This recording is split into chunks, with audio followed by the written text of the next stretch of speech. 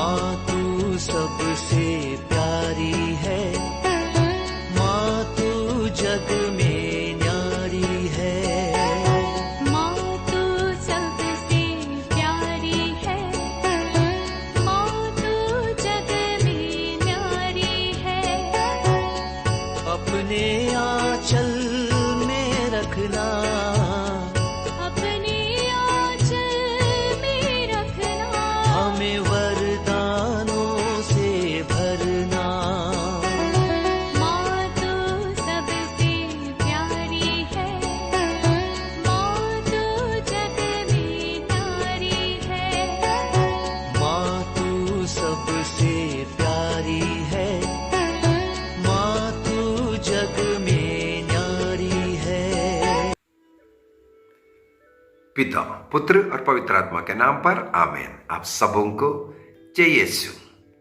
हम लोग आजकल पाप स्वीकार के विषय में सुनते आ रहे हैं।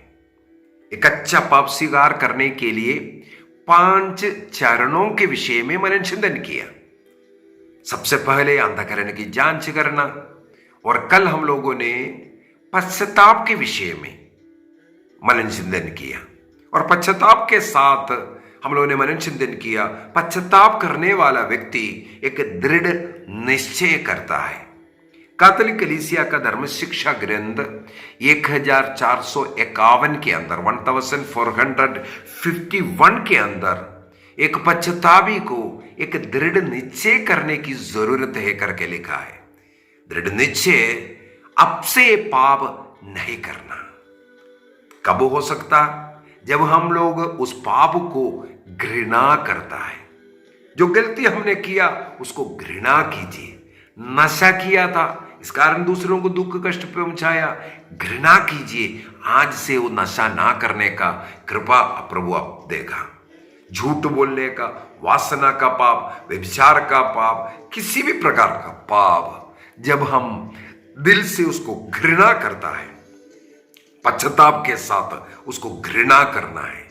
ये घृणा करेगा तो हम एक दृढ़ संकल्प कर सकता है, आइंदा इस प्रकार का पाप नहीं करने का। किसी भी प्रकार का पाप है, गुस्सा करने का है, घृणा कीजिए, ये अच्छी बात नहीं है। उसको घृणा करना है, तब उसको छोड़ने का एक दृढ़ संकल्प आप कर सकता है, छोड़ सकता है।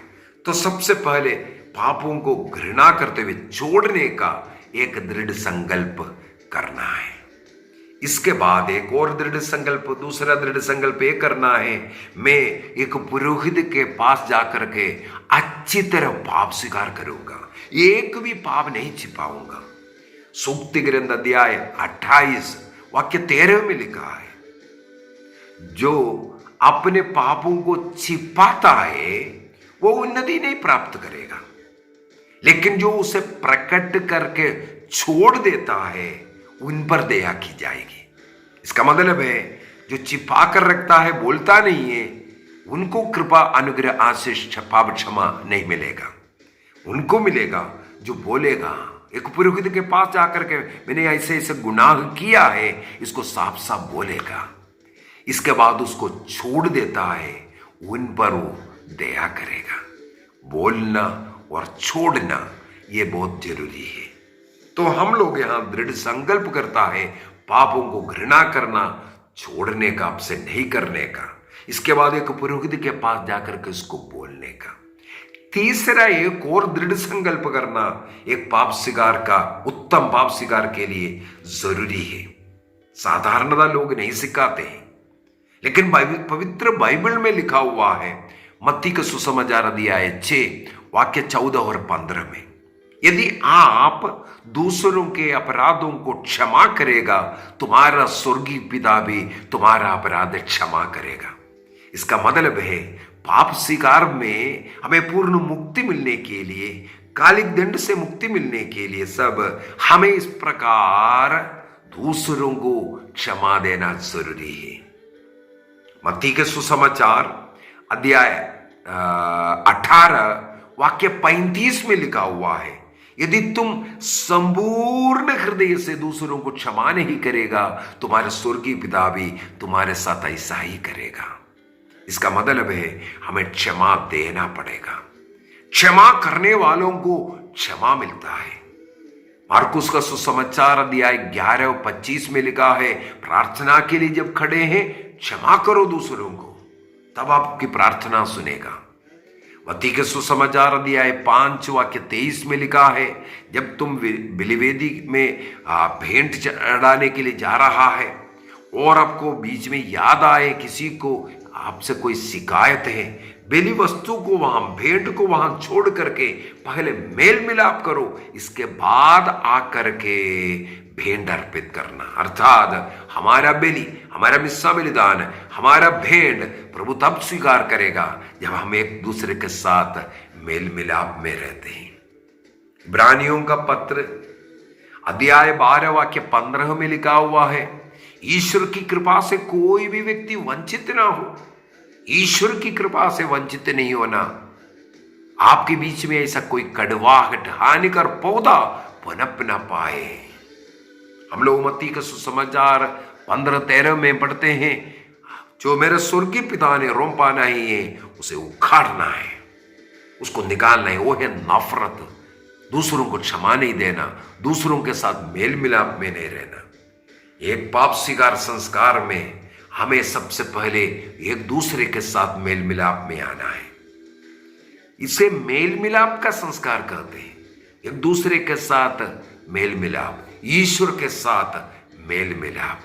एक क्रूस को देखेगा, एक कड़ी लकड़ी है, बड़ी लकड़ी है। ईश्वर के साथ मेल मिलाप, एक दूसरे के साथ मेल मिलाप। तो मेल मिलाप संस्कार के पहले दृढ़ निश्चय करना है, सबों के साथ में मेल मिलाप में रहूंगा। परम प्रसाद को ग्रहण करने के लिए भी हमें मेल मिलाप की अवस्था होना है। परम प्रसाद ग्रहण करने के लिए मैं 5 बातें बता कर दे चुका है। इसमें हम लोग चौथे बात के रूप में यही सीखा था, एक दूसरे के बीच में मेल मिलाप। यदि दूसरों के बीच में मेल मिलाप नहीं है, आप परम प्रसाद ग्रहण नहीं कर सकता। किसी के साथ मनमुटाव है, शत्रुता है, आप परम प्रसाद ग्रहण नहीं कर सकता। इसलिए हमें एक दृढ़ निश्चय करना है, पाप स्वीकार के पूर्व में सबों के साथ मेल मिलाप करूंगा। हम लोग प्रेरित चरित्र अध्याय 7:55 से आगे पढ़ते हैं, स्टेफानुस को पत्थर मार करके मार डाल रहा था। स्टेफानुस घुटना टेकते हैं, स्वर्ग की ओर आंखें उठा करके प्रार्थना किया, पिता इन्हें क्षमा कर। उनके ऊपर पत्थर मारने वालों को क्षमा करते हुए स्टेफानुस ने जब प्रार्थना किया, तब उनके लिए स्वर्ग खुल गया। उन्होंने ईश्वर का दर्शन किया। क्षमा देना स्वर्ग को खोलने वाला चाबी है। क्षमा स्वर्ग को खोलने वाला चाबी है। यदि हम लोग उड़ाऊ पुत्र के विषय में मनन चिंतन किया, लूकस का सुसमाचार उसके अध्याय 15 में वाक्य 11 से लिखा हुआ है, वाक्य 18 के अंदर हम लोग पढ़ते हैं, उस पुत्र का बड़ा भाई उस समय पर जब वो लौट करके पिता के घर में आया, तब बड़ा भाई खेत में काम कर रहा था। शाम को लौट करके आया, देखा वहां पर नाच गाना सब चल रहा है। एक सेवक से पूछा क्या हो रहा है। सेवक ने कहा आपका छोटा भाई आया, उसका स्वागत में ये सब कर रहा है। इसमें वो क्रुद्ध हुआ, गुस्सा किया, घर में प्रवेश नहीं किया। पापा उसको मनाने के लिए आया, बेटा आओ बोल करके, देखो खो गया था, नष्ट हो गया तो आ गया। लेकिन ज्येष्ठ पुत्र ने छोटे वाले को क्षमा करने के लिए मना किया। हम लोग देखते हैं वो व्यक्ति घर के बाहर है। जो क्षमा नहीं देता वो स्वर्ग राज्य के बाहर है। क्षमा नहीं देने वालों देखना, स्वर्ग राज्य के बाहर उनके लिए दरवाजा खुला नहीं है। हमें क्षमा देने का निर्णय करना है। तो एक अच्छा पाप स्वीकार के पहले सबसे पहले उन पापों को छोड़ने का निर्णय, और एक पुरोहित के पास जाकर के साफ साफ पापों को भूलने का निर्णय, और सबों के साथ मेल मिलाप में रहने का निर्णय करने के बाद पुरोहित के पास जाएंगे। कल हम लोग एक पुरोहित के पास किस प्रकार पाप स्वीकार करना है इसके विषय में मनन चिंतन करेंगे। आइए हम अपनी आंखों को बंद करें, प्रभु को धन्यवाद दें। पाप स्वीकार के द्वारा हमारे अनगिनत पापों को क्षमा करने के लिए इस पाप के बोझ से हमें बचाने के लिए प्रभु को धन्यवाद दीजिए, प्रभु को धन्यवाद दीजिए। पिता, पुत्र और पवित्र आत्मा के नाम पर आमीन। आप सबों को जय यीशु।